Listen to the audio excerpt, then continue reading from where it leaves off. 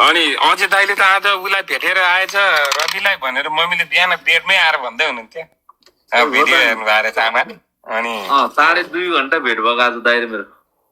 ए अनि कस्तो रह्यो दाइ आजको यात्रा? ठिक थियो भेट? आजको भेट एकदम बवाल। सबैसँग 10 मिनट 5 मिनटको भेट रहेछ। अझैसँग 2.5 घण्टा भयो ठ्याक्कै। नन स्टप दाइसँग चाहिँ गफ गरियो 2.5 घण्टा। तर दाइ अब यहाँ त के कुरा गर्ने, मैले पनि धेरै कुराहरू सुनेको छु होइन।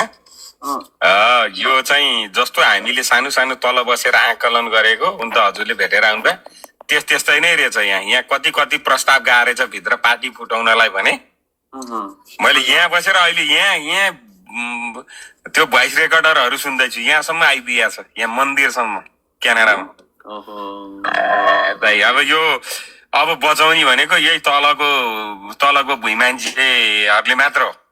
माथिको अब एक ढिका हुन नसकेपछि त्यो फोर्नी कोही हैँसिया लिएर आउने, कोही हम्मर लिएर आउने, कोही कोदालो लिएर आउने, त्यहाँ निर्मम प्रहारहरू भइरहेछ है। अब यो कुरा पार्टीभित्रको मान्छेले बुझ्नु जरुरी छ कसरी एक ढिका हुने होइन। अब उनीहरू मिल्न सक्दैन भने चाहिँ हो त्यही हो लास्टमा। त्यस्तै छ।